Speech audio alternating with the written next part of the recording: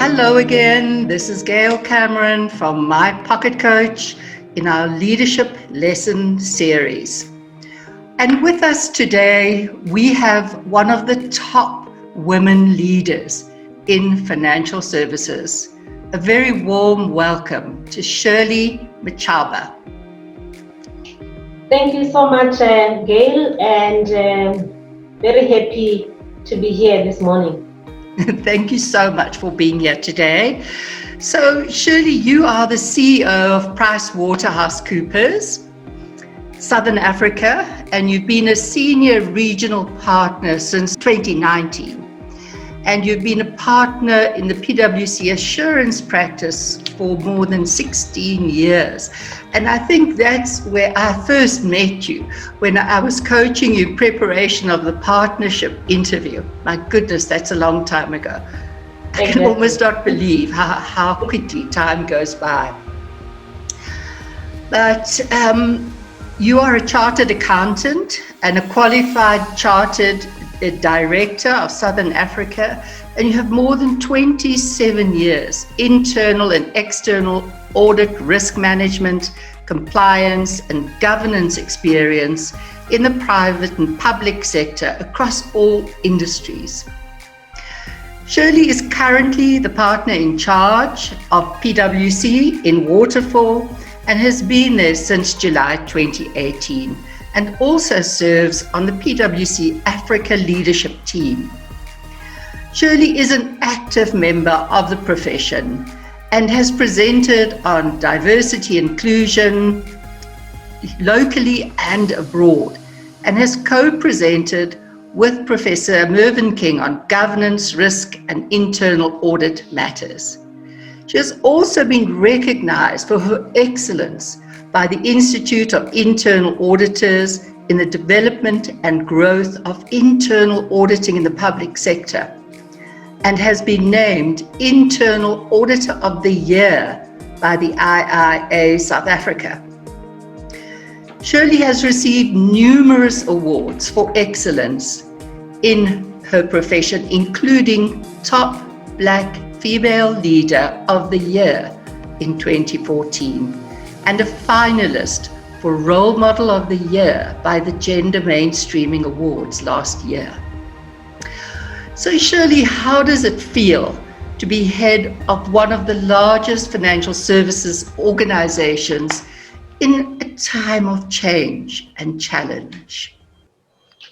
Once again, Gail, thank you for having me. I must say to you, it's unbelievable.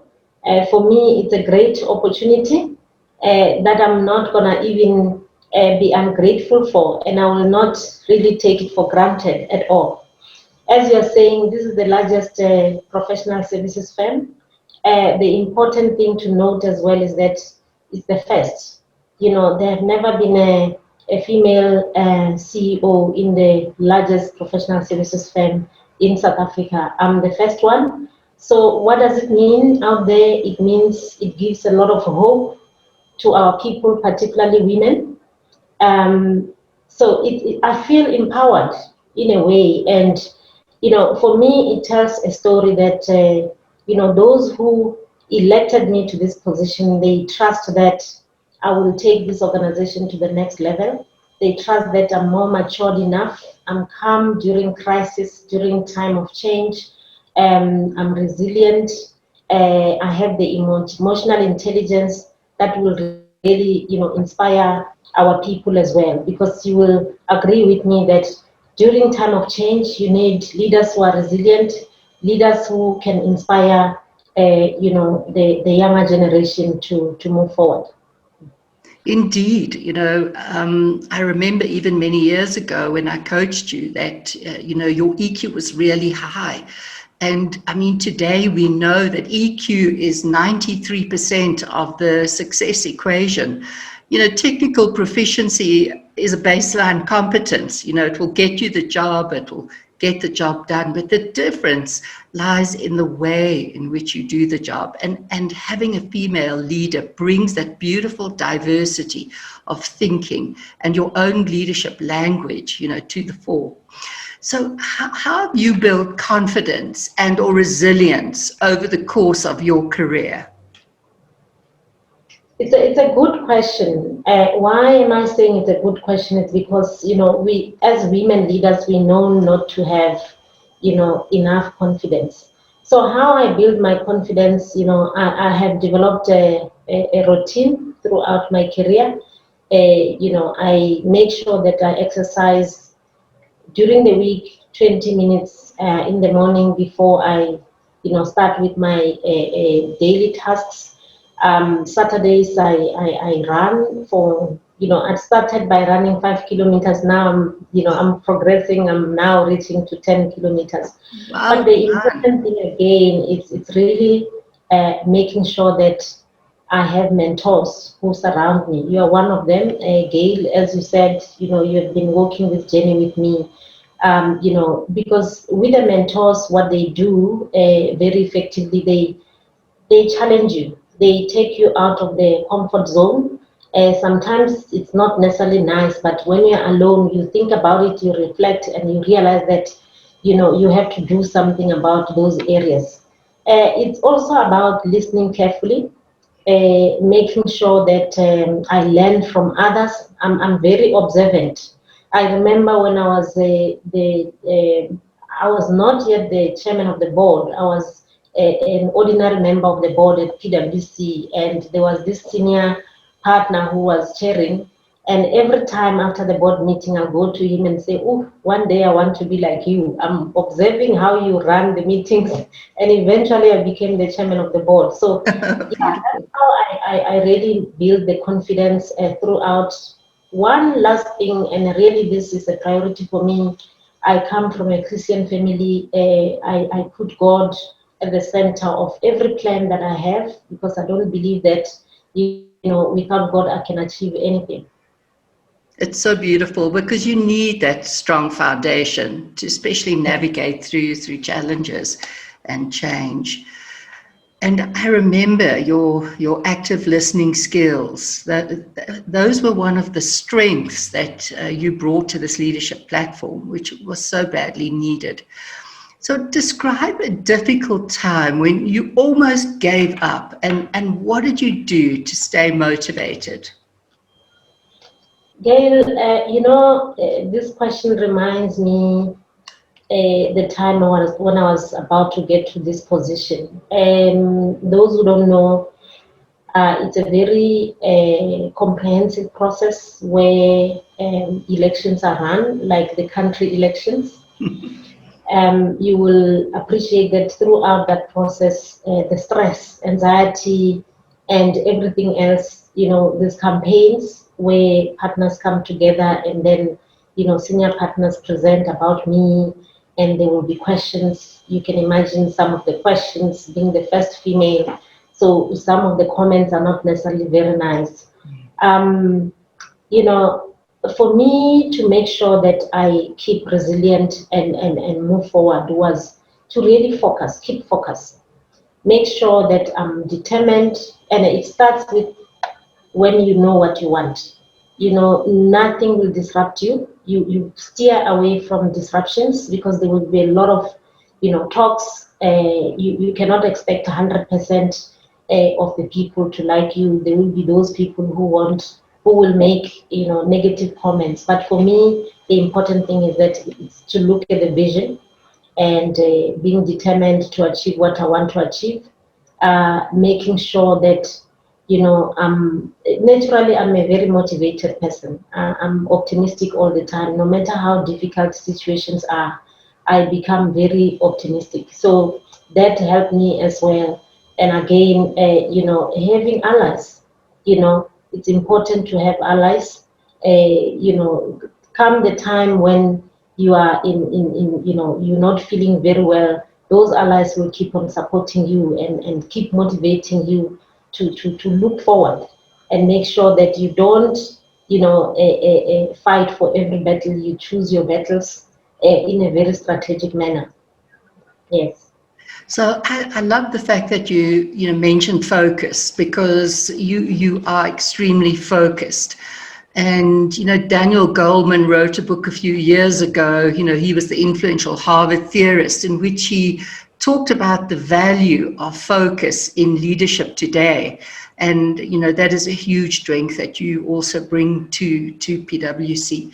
So post 2020, what leadership values do you think are important for this year and next year? Gail, when I look at what happened last year, and I'm talking the big incident around COVID, nobody knew we're going to be in this situation. Nobody knew that we're going to be having hybrid models, working partly from home and working in the office.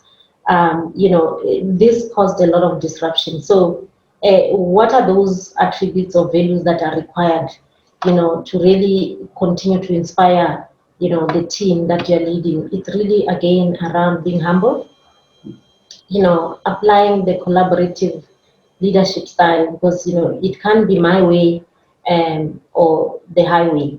We, particularly in our environment, we're working with a lot of younger generation. They are very vocal, they're assertive, they can speak up their mind. So you need to be consultative but decisive. It's important that as a leader you still be decisive, and your decision must be timeless, because in the process of change, if you take time to decide, you're going to remain irrelevant. So it's really around also being innovative as well, because as I said, COVID-19 affected everyone. There was a lot of anxiety, there was a lot of some people were depressed, the well-being of our people, whatever. So you need to be creative and innovative in such a way that if another event happens, you know what to do. You can't be. You also need to be adaptable. You can't be static and say, okay, this is how I've been doing things, I will continue to do things this way. No, it doesn't work like that. Otherwise, you're not going to be seen to be inspiring the team. Well, thank you so much for talking about the value of empathic leadership. So important in the time of COVID, where we need to put people at the center of everything that we do. So I've worked with many leaders in PwC for a long time, and I've always been aware of this, and we've always talked about the silo mentality. Do you think that silo mentality has been aggravated by COVID, and how do you work across those silos? So if I look at the situation here at PwC, I think I can say I'm really grateful in the sense that we had scenario planning way before. You will know that COVID-19 started in China and all these other countries, and being an international firm, we had a lot of global meetings, and the purpose of the global meetings was really to empower those who have not yet walked the journey of COVID-19, so that at least we can learn from others. So really that helped us. For us, what was at the center was communication. As you say, people are at the center of everything. So people were anxious, they didn't know what to do, they were uncertain. So as a leader, you need to lead from the front. We made sure that we centralized communication, and that communication was clear, concise, and straight to the point, consistent throughout. Every time, for example, Gail, when the country have a family meeting, you know what I'm talking about. When the president, announced something, the following day, PwC, we will be communicating. If it's about the whole of Africa, Dion, the CEO of Africa, will be communicating. If it's about Southern Africa, it will be myself who communicate those key, consistent messages as to what to do, when, and how, without not empowering the others. So we would, in that communication, also specify that partners, please take the lead, because we are a very big organization throughout Southern Africa. We have regional senior partners, we have country senior partners. So it was important for us to empower those partners so that at least they can keep checking in with their teams. Remember, our core business is to train the younger generation. So you can imagine the younger generation that really walked into our buildings around February, and then they never had a chance to build those relationships with amongst ourselves and their colleagues. All they knew was the training that we normally do outside the premises, and then after the president announced in March, level 5 lockdown, you can imagine what happens. So we had to make sure that we encourage our people to check in with our teams so that at least they can continue to coach them, they can continue to mentor them. They must not feel lost. Those who are really because you can't assume as well that COVID-19 affected all of us in the same way. It affects us in different ways depending on your circumstances, your situation. So that check-in helped us a lot. And I remember I also did a lot of check-ins, not only with partners but with even first-year trainee accountants. I remember those were based in Stellenbosch, coming from Gauteng. You can imagine when you are coming from Gauteng, you are based in Stellenbosch. You don't have relatives there. So it was very important for us to make sure that our people are certain about what is going to happen. You will also appreciate that during COVID-19, a lot of organizations had to really reduce their staff. So part of that communication for us was job security, making sure that our people are certain that they still have jobs and they have to continue to do what they can in terms of serving clients. Yeah. That's wonderful. Well done on that frequent communication. It's such a critical part of leadership. It really is the glue that keeps everything together. And also, on your accessibility, Shirley, your visibility and your empathy, those are hallmarks of your leadership style. And those are also crucial elements of effective leadership today. Well done. So how do you measure success?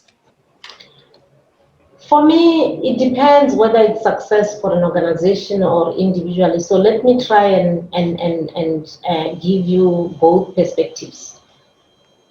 Let me start with my individual success. It doesn't have to do with the job title, obviously, because yes, you can be the CEO or whatever, but if you're not influential, you're not impactful, you don't inspire people, it's a problem. So, and it for me, it aligns with my values, it aligns with my purpose in life. If I can be able to make a difference in somebody's life, for me, that is success. And I can tell you, I make sure I intentionally do that all the time, wherever I am in every structure, whether I'm a board member for a non-profit organization or here at PwC, that's what I do. And I keep on checking Gail. Over the weekend, during my me time, I check, okay, what next am I supposed to do? Who can I empower? Which structures can I empower? So that is success to me. Health and well-being is also a success for me. If I'm healthy and I don't necessarily have serious disruptions, for me it's very good. Happiness as well, having sustainable relationships. People keep on telling me that I'm very good in maintaining relationships. And then maybe even when I became a partner, you will know because you've coached a lot of partners here at PwC, relationships are key in this environment. So personally, I'm very good in that. So that's my success. If I move on to the organization success, there's a lot. We are a private sector organization, obviously, so financial performance will be one of the successes. In our profession, you will note that there's a lot of attack in the profession. So for me, success is also having quality clients, having quality people, and having quality audits. If, for example, our regulator give us a clean bill of health, it means we are successful because it will be another a tool to advocate, what we are doing best out there. The other one is the market share, of course. If we have key relationships and we are keeping on providing, quality service to our clients, and our clients are happy. Coming back to people, because people are at the center of everything for us. If we don't have people, there's no practice, right? So within PwC, we run a program called the Global People Survey. That survey tell us how we're doing, Yes. whether our people are happy or there are areas of improvement. We take it very seriously, Gail. It's a global thing, and even here in the PwC Africa, Southern Africa, we take it very, very serious. It's top of agenda during our exco meetings, during our board meetings. The other one is retention. In this profession, there's challenges. Retaining our talent is critical. We're not competing with only the big four, we're competing with the banks, we're competing with other corporates, and they keep on, having into our talent. So we need to make sure we keep inspiring our talent, mentoring them, making sure that the environment is good for them. That's a wonderful way to measure success, Shirley. Well done. And I love the value-centered leadership.